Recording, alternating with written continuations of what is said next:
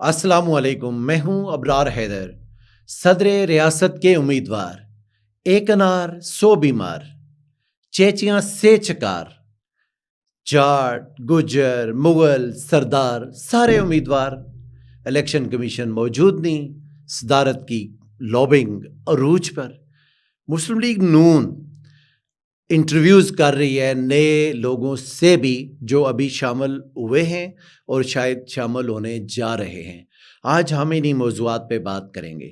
سب سے پہلے تو یہ ایک تشویشناک پہلو ہے کہ آزاد کشمیر میں اللہ تعالیٰ جنت نصیب کرے بیرسٹر سلطان محمود صاحب کو، ان کی وفات کے بعد 10 دنوں میں یہ پروسیس ہونا چاہیے تھا۔ صدر ریاست یہ چونکہ یہ سب سے اہم بات، صدر ریاست وزیر اعظم تو کوئی بھی ہو سکتا ہے، کوئی ایسی بات نہیں ہے، لیکن چونکہ پوری جو ہماری اسٹیٹ ہے، state of Jammu and Kashmir, اس کے جو ریاست کے صدر ہوں گے وہ صرف ایک ہوں گے۔ چونکہ مقبوضہ کشمیر میں جب 373 بحال تھی، جب 19 اگست 2005 نہیں بھی ہوا تھا، اس وقت بھی وہاں پہ صدر نہیں تھے۔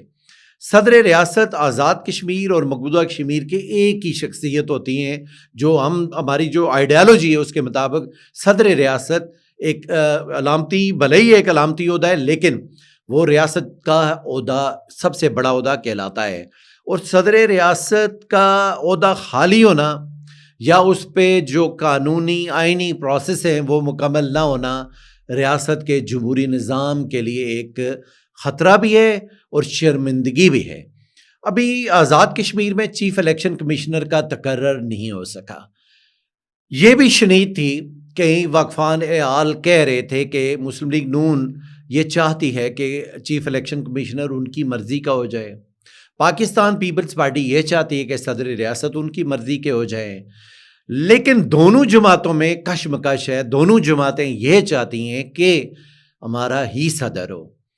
اب صدر بننے کے لیے جو پروسیس ہے، جو صدر بننے کے جنہوں نے بنانا ہے صدر، وہ الیکشن کمیشن ہے۔ چیف الیکشن کمیشنر تو تھے ہی نہیں، اوپر سے جو سیکرٹری الیکشن کمیشن ہے نذیر گیلانی، ان کے خلاف بھی ریٹ ہو چکی ہے کہ وہ شاید 20 میں کنفرم نہیں تھے یا وہ کنفرم سیکرٹری نہیں تھے، تو اس لیے وہ یہاں پہ نہیں ہو سکتے۔ یعنی کہ پورا آپ کہہ سکتے ہیں کہ پورا سٹرکچر ہی تباہ ہے۔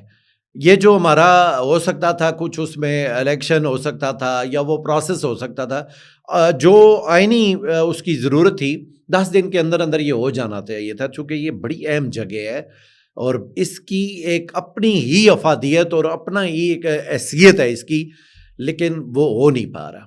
اچھا، ایک طرف تو یہ ہے کہ الیکشن کمیشن موجود نہیں ہے، انتخابات ہو نہیں سکتے، لیکن دوسری طرف کیا ہے؟ دوسری طرف ایک بڑی دلچسپ صورتحال پیدا ہو گئی ہے۔ صدر ریاست کے عہدہ کے لیے یہاں ایک عجیب کیفیت ہے کہ آپ کہہ سکتے ہیں کہ منگلا سے لے کے تو مظفر آباد تک ایک لابنگ کا ایک سلسلہ، بلکہ کہہ لیں کہ ایک سیلاب آیا ہوا ہے کہ منگلا سے آپ اندر ہوں گے تو چیچیاں سے جو ہمارے جاٹ برادری ہے یا جو جاٹ لیڈرز ہیں، ان کا یہ سٹانس ہے کہ بیرسٹر سلطان محمود چونکہ ہمارے میرپور کے تھے اور وہ جاٹ تھے، تو لہٰذا ان کے بھائی جو ہیں چودھری ارشد حسین، انہیں یا ان کے بیٹے کو یا ان کی فیملی میں سے کسی بھی جاٹ کو صدر بنا دیا جائے۔ وہ یہ بھی چاہتے ہیں کہ ان کے جو ایم ایل ایز جو پاکستان پیپلز پارٹی میں شامل ہوئے ہیں، ان میں سے یا ان ایم ایل ایز کی یہ ڈیمانڈ ہے کہ بھائی ہمارا صدر بناؤ۔ یہ بڑی ایک عجیب اور دلچسپ صورتحال ہے۔ ابھی آپ وہاں سے تھوڑا سا آگے جائیں، اگر میرپور چیچیاں سے نکل کے آپ آگے آ جائیں بھمبر کی طرف، تو بھمبر میں سابق جو ہمارے وزیر اعظم ہیں انوار الحق، وہ بھی دل میں خواہش پالے ہوئے ہیں۔ لوگ کہہ رہے ہیں، واقفان حال کہہ رہے ہیں، ذرائع کہہ رہے ہیں کہ ان کے دل میں بھی یہ خواہش ہے۔ اور ایک منسٹر صاحب سے میری بات ہو رہی تھی، وہ منسٹر صاحب بھی یہ کہہ رہے تھے کہ وہ اس وقت صدر ریاست کے لیے ان کے خیال میں 2 موضوع آدمی ہیں، ایک سردار عتیق احمد خان اور دوسرے چودھری انوار الحق۔ وہ سابقہ حکومت میں بھی منسٹر تھے انوار الحق صاحب کے ساتھ اور ان کے بڑے قریبی تھے، آج پھر وہ منسٹر ہیں، لیکن اب ان کا تھوڑا سا یہ اضافی انہوں نے ساتھ میں رکھا ہوا ہے کہ انوار الحق اور بیرسٹر انوار الحق اور سردار عتیق احمد خان، یہ 2 شخصیات ایسی ہیں کہ جو صدر ریاست کے لیے موزوں ہیں۔ ابھی ہم بھمبر سے اگر اوپر چلے جائیں تو کوٹلی کی طرف آئیں تو وہاں پہ پاکستان پیپلز پارٹی پہ کروڑوں روپوں کی سرمایہ کاری کرنے والے یا کروڑوں روپے لگانے والے یا پیپلز پارٹی کے مشکل وقتوں میں کام آنے والے پاکستان سے لے کے یو کے تک ہر لمحے میں پیپلز پارٹی کے ساتھ رہنے والے وہاں پہ چودھری یاسین بھی صدارت کے امیدوار ہیں۔ اب یہ کوٹلی میں آ جاتے ہیں تو چودھری یاسین پاکستان پیپلز پارٹی کے پریزیڈنٹ بھی ہیں اور وہ سینئر بھی تھے، لیکن انہیں وزیر اعظم نہیں بنایا گیا، اور یہ ان کے لیے ایک اور اس کے ساتھ ساتھ انہیں ایک اور ایج بھی حاصل ہے کہ چونکہ اس وقت میرپور ڈویژن میں اہم عہدہ نہیں ہے۔ بیرسٹر سلطان محمود صاحب کی رحلت کے بعد میرپور ڈویژن کے پاس اہم عہدہ نہیں ہے، تو چودھری یاسین بھی صدارت کے امیدوار ہیں۔ وہ بھی چاہیں گے کہ مجھے صدر بنایا جائے، اور اگر پیپلز پارٹی کے لیے ان کی جو ان کی جدوجہد ہے یا ان کی جو وابستگی ہے، اور خاص طور پہ جو انہوں نے وہاں پہ ایک سمجھ لیں کہ ہر مشکل وقت میں پیسہ لگایا ہے، وہ ساری چیزیں اگر مد نظر رکھی جائیں تو چودھری یاسین کی امیدواری بھی بڑی موزوں دکھائی دیتی ہے۔ اگر وہاں سے اور اوپر اگر آپ آ جائیں تو راولاکوٹ میں سردار یعقوب صاحب پہلے بھی صدر رہ چکے ہوئے، ان کا بھی من ہی من میں وہ بھی کوشش کر رہے ہیں، بلکہ وہ بھی لابنگ کر رہے ہیں، یہ سب لابنگ کر رہے ہیں، یہ اس میں من میں نہیں ہے بلکہ یہ سارے لابنگ کر رہے ہیں۔ سردار یعقوب صاحب یہ چاہتے ہیں کہ وہ صدر بن جائے تو ان کی بیٹی یا ان کے بیٹے جو ہے وہ آگے علی سوجل سے الیکشن لڑ رہے ہیں، تو وہ ایک ایسے منصب پہ فائز ہو جائیں کہ جہاں سے یہ جھنجھٹ جو ہے سیاست کے الیکشن کے ان سے تھوڑا سا سائڈ پہ ہو کے سکون سے 5 سال گزار لیں۔ اب اگر آپ وہاں سے آگے آ جائیں باغ میں تو وہاں پہ سردار تنویر الیاس پاکستان پیپلز پارٹی کی طرف سے وہ بھی امیدوار ہیں صدارت کے، ان کے پاس پیسے بھی ہیں، وہ پیسے بھی لگاتے رہتے ہیں، سننے میں آتا ہے کہ وہ بہت زیادہ پیسے لگاتے ہیں، وہ بھی بڑے سیریس امیدوار ہیں۔ اب یہ تو پیپلز پارٹی کے امیدواروں کی ایک لائن ہے، لیکن اگر آپ مظفر آباد تشریف لائیں تو مظفر آباد میں چودھری لطیف اکبر سینئر پارلیمنٹیرین ہیں، قائم مقام صدر ہیں، سپیکر ہیں، وہ بھی یہ چاہتے ہوں گے، اور ان کی برادری کے جو لوگ ہیں، خاص طور پہ جو گجر برادری کے لوگ ہیں، وہ بھی یہ چاہتے ہوں گے کہ ہمیں کوئی اہم عہدہ ملے، چونکہ گجر برادری کے پاس وزارت عظمیٰ نہیں آ سکی، اہم عہدہ ان کے پاس کبھی نہیں آ سکا، تو اس وجہ سے ان کی بھی یہ خواہش ہوگی کہ چودھری لطیف اکبر صدر بن جائیں۔ پیپلز پارٹی میں ایک لائن ہے امیدواروں کی، صدر کے امیدواروں کی۔ مسلم لیگ نون پہ چلے جائیں تو چکار سے منتخب ایم ایل اے جو ہیں ہمارے راجہ فاروق حیدر سابق وزیر اعظم، ان کے بارے میں اسلام آباد میں باتیں چلتی رہتی ہیں کہ انہیں بھی صدر ہونا چاہیے، اور ان کی بھی شاید خواہش ہو سکتی ہے کہ وہ صدر بن جائیں، گو کہ وہ وزیر اعظم رہ چکے ہیں۔ اب یہ اگر آپ چکار سے نکلیں تو باغ میں چلے جائیں، باغ میں مسلم لیگ نون کے اندر جو شریف فیملی کے پاس جن کی رسائی ہے، یا شریف فیملی اگر ان کو موقع ملتا ہے تو یہ کہا جاتا ہے کہ وہ مشتاق منہاس کو صدر بنائیں گے۔ اب وہ مشتاق منہاس صاحب صدر بنتے ہیں یا نہیں بنتے، مسلم لیگ نون سے بہت سے موزوں امیدوار اور بھی ہیں، جیسے کہ آگے جو طارق فاروق کے ممبر میں وہ بھی ایک موزوں ترین امیدوار ہیں، جاٹ بھی ہیں اور میرپور ڈویژن سے بھی ہیں، مسلم لیگ کے ساتھ کمیٹڈ بھی ہیں۔ برنالہ سے پرویز اشرف میں بھول گیا تھا، وہ بھی امیدوار ہیں اور وہ بھی لابنگ کر رہے ہیں صدارت کے لیے پاکستان پیپلز پارٹی کی طرف سے۔ ایک لمبی لائن لگی ہوئی ہے، لیکن اس ساری لائن میں جو بھی صدارت کے خواہش مند ہیں، ان سب میں ایک قدر مشترک ہے کہ وہ الیکشن کمیشن لگوانے میں سنجیدہ نہیں ہے۔ الیکشن کمیشن لگوانے میں سنجیدہ نہیں ہے، لیکن صدارت کے لیے لابنگ سب کی جا رہی ہے۔ اب صدر کون بنے گا، اس میں یہ جو ہماری لوکل لیڈرشپ ہے شاید ان کا کوئی کردار سرے سے ہے ہی نہیں ہے۔ ان کے کہنے پہ نہ کوئی صدر بننا ہے، ان کے کہنے پہ نہ کوئی وزیر اعظم بننا ہے۔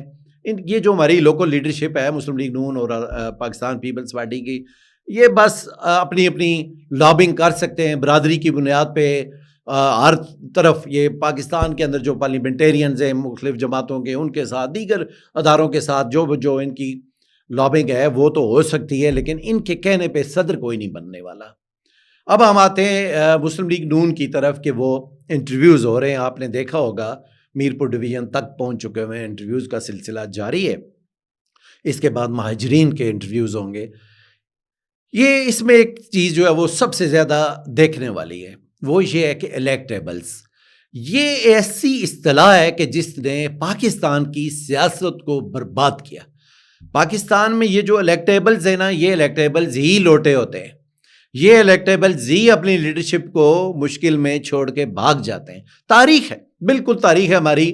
پاکستان کے اندر ہمیشہ یہ ہوا کہ مسلم لیگ نون ہو، پیپلز پارٹی ہو، دونوں نے الیکٹیبلز کو اٹھایا. جب بھی یہ لوگ مشکل میں گئے، پیپلز پارٹی مشکل میں گئی، محترمہ بے نظیر بھٹو صاحبہ مشکل میں گئیں تو یہ غائب تھے.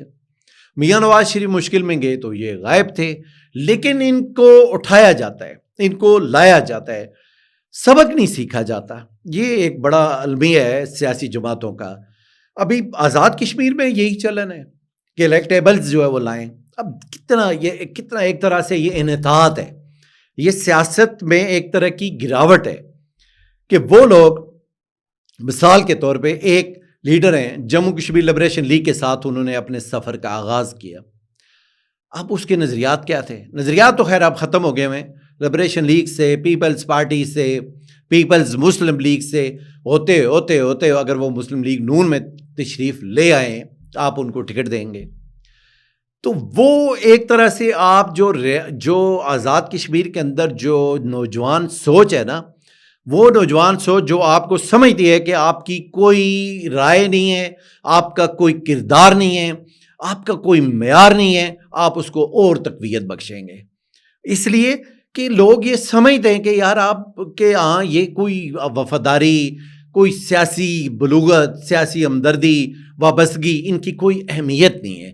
اگر یہ اہمیت نہیں ہے تو نوجوان آپ کو کیوں اہمیت دے گا جو کہ ایک اصول پہ رہنا چاہتا ہے، جو اپنے مسائل کا حل چاہتا ہے. مسائل تو ان کے حل ہو ہی نہیں سکتے، چونکہ جب تک ایک نیا عمرانی معاہدہ نہیں ہوگا اس وقت تک تو یہ ٹوٹی نلکا اور یہ کلرکی یہ تو چلتا رہے گا، لیکن اس کا کوئی مثبت اثر کبھی نہیں آ سکے. نہ ریاست میں بے روزگاری ختم ہو سکے گی، نہ ترقی ہو سکے گی، نہ ریاست خود کفیل ہو سکے گی، نہ ریاست میں قدرتی وسائل استعمال ہو سکیں گے. کچھ بھی نہیں ہوگا، چونکہ جب تک آپ کو ایک نیا معاہدہ چاہیے کہ جس پہ ریاست ایک نئی خطوط پہ استوار ہو، نئی لائنوں پہ چڑھے، تو تب جا کے بات بنتی ہے. نوجوان اسی لیے متنفر ہے.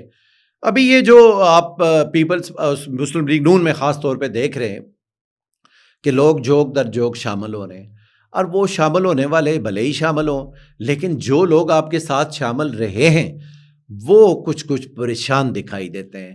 مسلم لیگ نون نے بھی الیکٹیبلز کو اگر اٹھانا ہے انہیں ووٹ دینے ہیں. حالانکہ مسلم لیگ نون کے لیے تو وفاق میں حکومت ہے، ان کے لیے کوئی اتنا مشکل نہیں ہوگا آمدہ الیکشن، لیکن اگر وہ بھی الیکٹیبلز پہ انحصار کریں گے تو یہ ان کے لیے انحطاط ہوگا.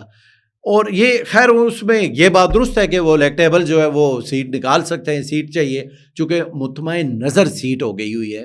اخلاقیات، سیاسی نظریات، سیاسی وابستگی، وفاداری وہ پیچھے جا چکی ہے.